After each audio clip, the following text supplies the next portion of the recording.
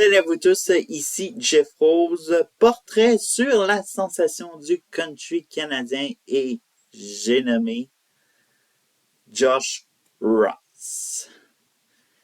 Je dois vous dire que j'ai un coup de cœur pour cet artiste, même que l'effet dans ma tête que ça fait quand j'écoute une nouvelle chanson, c'est wow!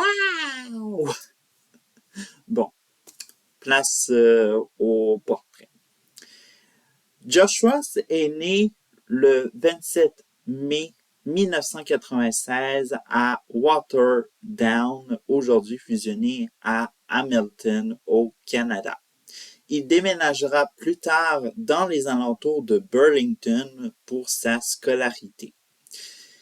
Durant sa jeunesse, Josh est quelqu'un de très sportif.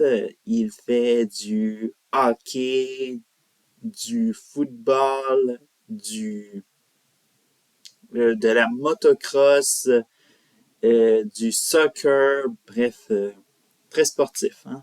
Ça devait coûter cher pour les parents. Bref. Le football l'amènera à faire des études universitaires à Western Ontario. Excusez-moi, j'ai l'accent anglais et français sont... Bref, je poursuis. Où il jouera comme semi-défenseur dans l'équipe universitaire de football et se voyait en faire une carrière professionnelle dans la Ligue de football canadien. Mais sa carrière de footballeur va prendre une fin tragique à cause d'une série de blessures qui a nécessité 2 chirurgies. C'est à ce moment de sa vie que Josh va se tourner vers la musique.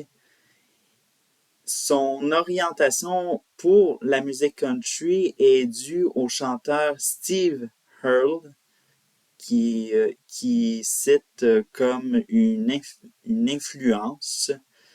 Avant d'entreprendre une carrière solo, Josh et un de ses anciens collègues universitaires vont former un duo sous le nom de Silver Lining. Malgré un emploi dans la construction, il va enchaîner les concours musicaux, mais c'est en 2018, à Nashville, que sa carrière va émerger avec le soutien de l'artiste Aaron Goldwing et s'installe définitivement dans la capitale du country l'an suivant. Plus tard, en 2019, il lance son premier single « If You Were a Song » qui figurera l'an suivant sur le mini-album Do What You Love. 2022 sera l'année où, pour Josh Ross, qui passe d'indépendant à signer sous un label, soit de Core et Universal Music. Note pour vous dire que avec cette signature va lui permettre de gagner en visibilité puisque ses singles First Taste of Gone et Different Night vont se classer dans les palmarès canadiens, même que First Taste of Gone va être certifié platine au Canada.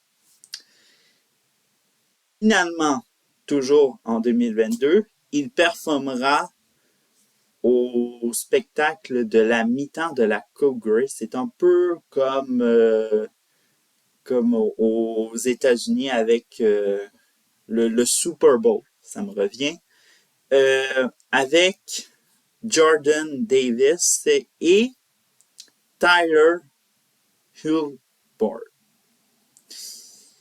Rappelez-vous quand je vous disais qu'il souhaitait faire une carrière dans la Ligue canadienne de football, eh bien, le spectacle de la mi-temps de 2022, c'est un peu sa carrière dans la LCF.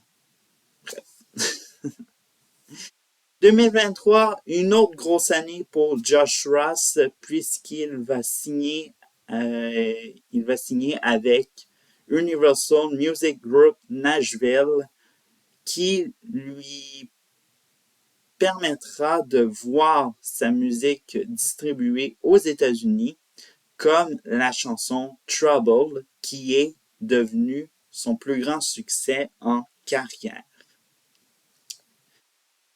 Durant l'année, euh, il sera en première partie des artistes Bailey Zimmerman et Nickelback. Son succès sera récompensé aux Canadian Country Music Awards avec le prix de la révélation de l'année. Finalement, 2024, nous ne sommes pas déjà à la moitié de l'année qu'il y a tellement de choses à dire. Bref, on pourrait commencer par l'analyse de son récent mini-album Complicated. Alors, on sent qu'il veut continuer dans ce son dans qui est en effet sa recette gagnante. L'album inclut son single de l'heure, Single Again, qu'il a performé au Juno. À part Complicated, beaucoup de spectacles à venir à son agenda. Il a fait une petite tournée en solo au Canada en début d'année, mais prochainement en solo, il y a les festivals, euh, incluant l'Asso à Montréal en août. Toujours au sujet des spectacles, il y a les premières parties, notamment la tournée Religiously de Bailey Zimmerman, qui l'emmènera prochainement en Europe. Et autre première partie, c'est celle pour la tournée Mind of a Country Boy de Luke Bryan. Bref, voilà, c'est un peu tout sur Josh Ross. À la prochaine.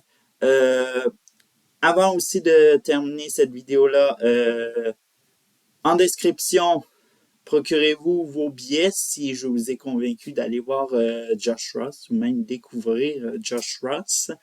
Bref, alors,